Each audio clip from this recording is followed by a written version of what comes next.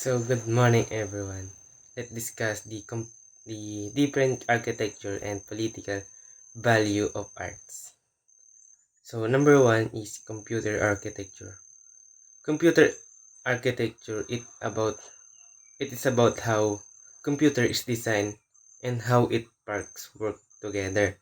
It focuses on internal structure of a computer like the CPU, memory, and storage.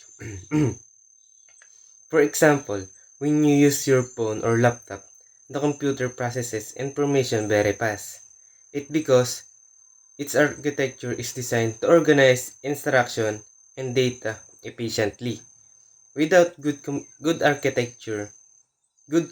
architecture, your device would be slow or not work properly.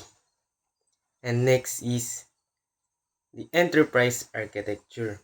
Enterprise architecture is about organizing business or company. It connects the company's goal, people, technology, and processes. For example, sa school natin, there are teacher, student, offices, grading system, and a schedule. Everything must be organized properly so school runs smoothly.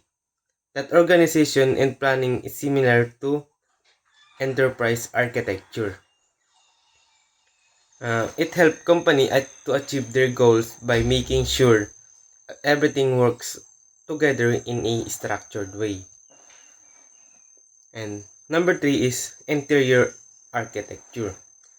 Interior architecture focuses on designing the inside of buildings. It's not just about decoration, but also about making the space functional and safe.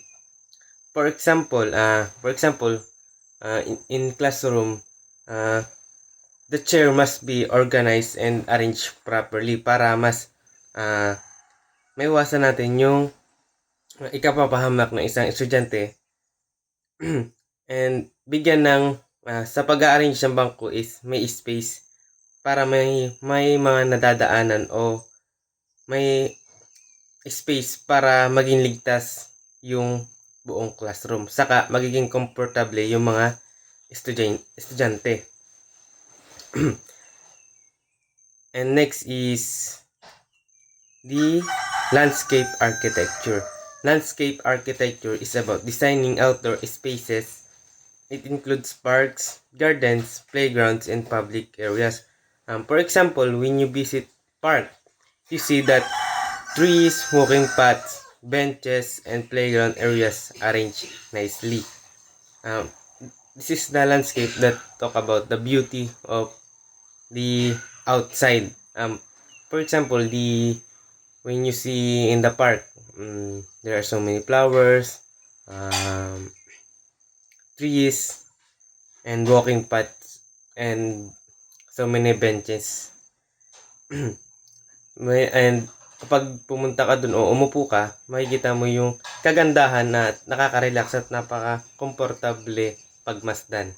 At kung gusto mo rin magtambay is mas ma-appreciate mo yung ganda ng isang labas na lugar o yung yun na nga yung example ko, park. It also consider the environment like proper drainage, soil, and plants.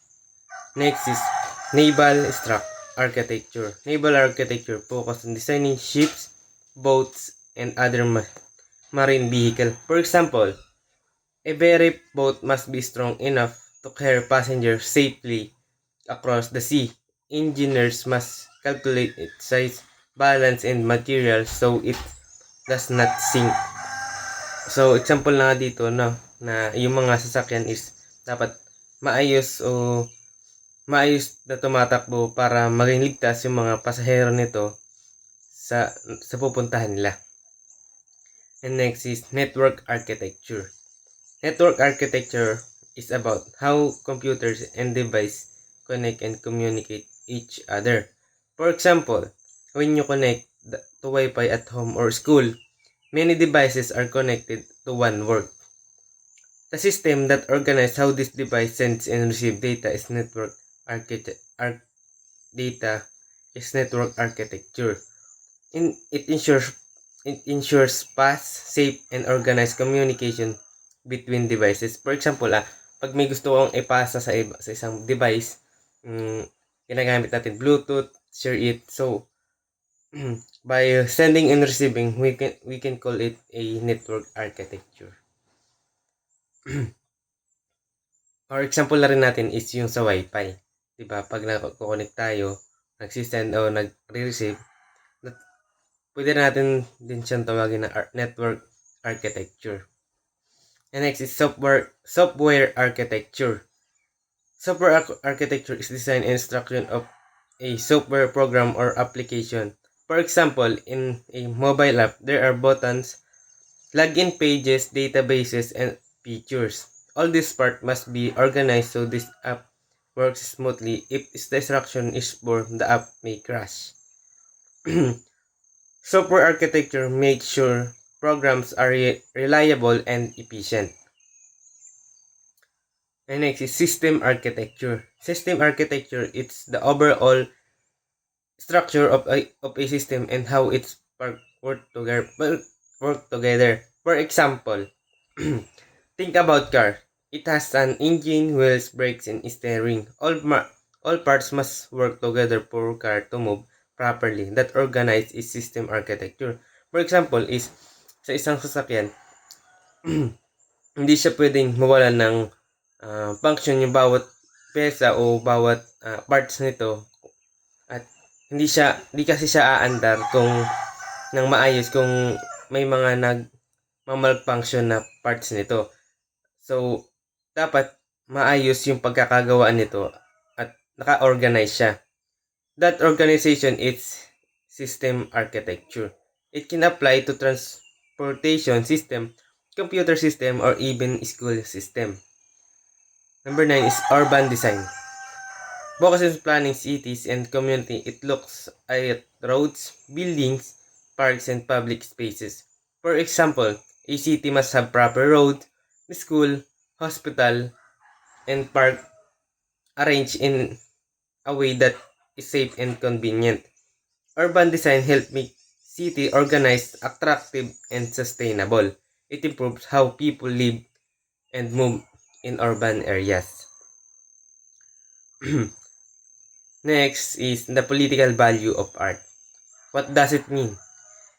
The political value of art means that art is not just for beauty or entertainment. Art can also express ideas about society, government, freedom, and social issues. Art can influence how people think and feel about problems in society. For example is yung arts na may ginawa kang arts na kung saan para siyang sa abukasiya na nag-aano sa atin na tungkol sa mga issue. Yan, sa halimbawa dun sa mga corruption, nagdo-drawing ka ng magagawa ka ng art na tungkol dun. So, sa pamamagitan nun, na-express mo yung idea mo o yung sa pamamagitan ng art na yun, na-express mo na agad yung kung anong gusto mong iparating, kung anong gusto mo agad na sabihin sa kanila. And next is so yun ang simple idea for this political value of art. Art has political value. It can express ideas about society and influence people beliefs. It can support democracy, promote equality, and criticize injustice. And next is the romantic. And next is yun na nga, yung pag maggagawa ka ng isang arts is nakapag-express ka ng feelings and kung ano yung nararamdaman. For example is yung isang tao ay malungkot o may nararamdaman depression, anxiety, magdodrawing siya ng medyo dark o madilim na painting or art. So, yun lang po. Thank you.